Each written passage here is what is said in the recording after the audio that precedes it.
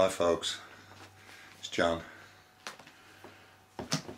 Just been reflecting since doing my testimony that just before I became a Christian, a friend of mine, well, we weren't friends but he was an acquaintance, he invited me to go to his church.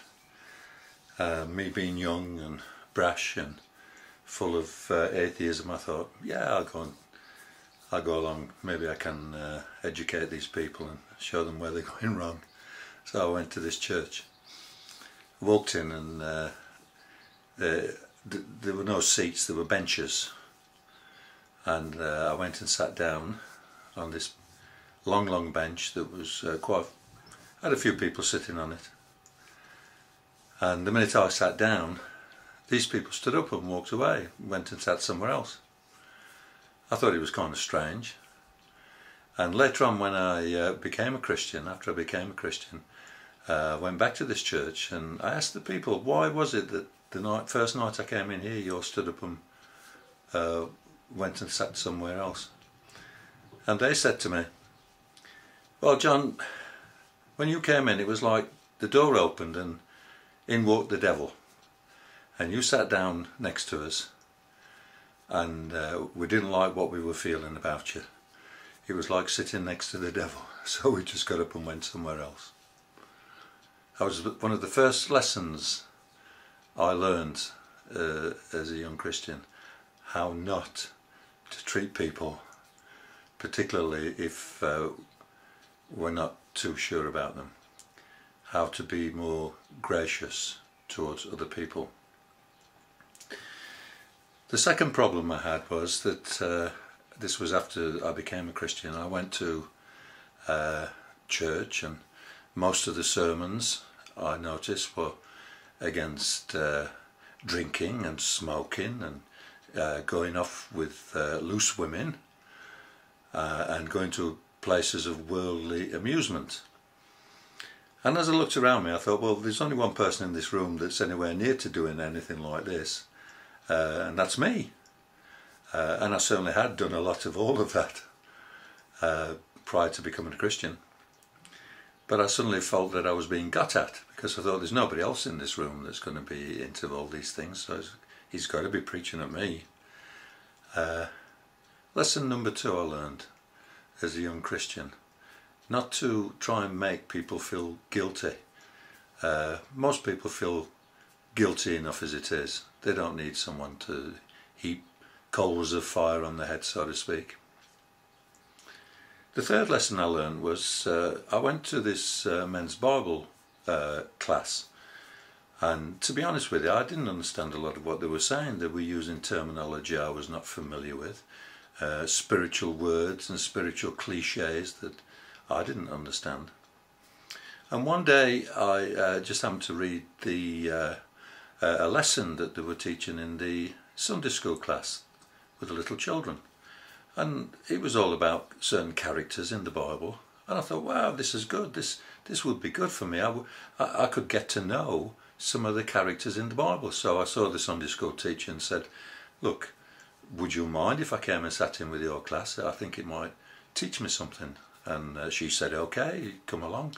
So I went in the Sunday school, where I stayed for almost 12 months and thoroughly enjoyed it. And I really became familiar with some of the characters and personalities in the Bible. Some of the things they did, some of the things they didn't do, some of the good things, some of the bad things. But it made me familiar with the characters in the Bible, because I knew nothing about the Bible. I didn't know anybody in the Bible. I'd vaguely heard of Jesus. I'd heard enough about him to ridicule him.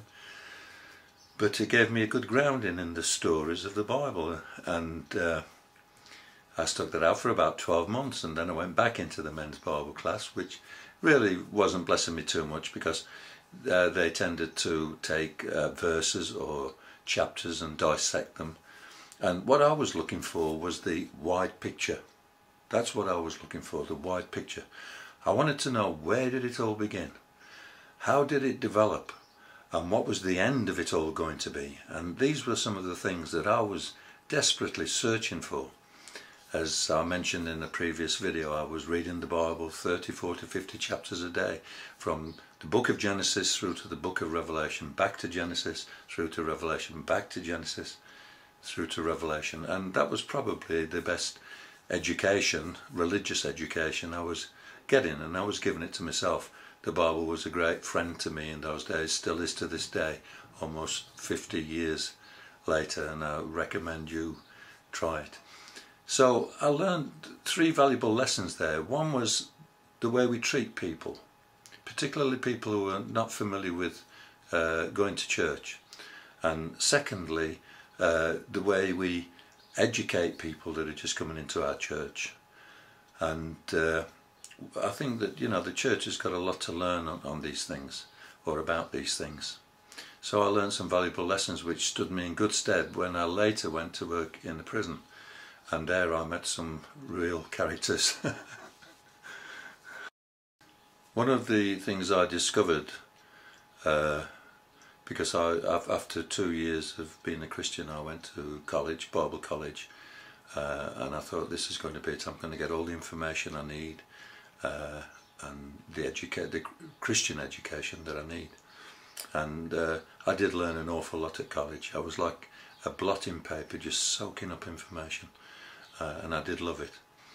But the one thing I learned was that Christians sometimes answer the questions that nobody's asking. And quite often the questions that people are asking do not get answered by the church. And that's a sad thing to say, really, but it's true. When I did go and work in the prison, many men came to me with all kinds of questions, and I recognised the questions because it was the sort of questions that I had previously asked. And so I then decided that I must, not only for my own sake to satisfy myself, but I must study to find out the questions, or the answers to the questions that people are really asking.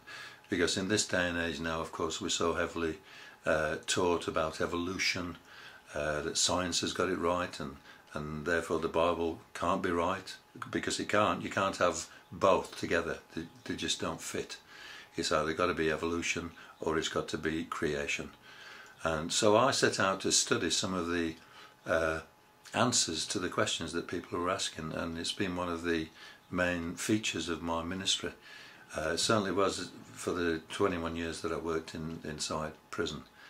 And I think that the church needs to make itself able to prepare itself for giving an answer. The Bible says, give an answer to anyone who asks of you. Do it meekly, but give an answer to anyone who asks you about your faith and why you believe it. And one of the weaknesses, I think, of Christians is that we don't always study the sort of answers to the questions that people are really asking. And I think that's quite remiss of us.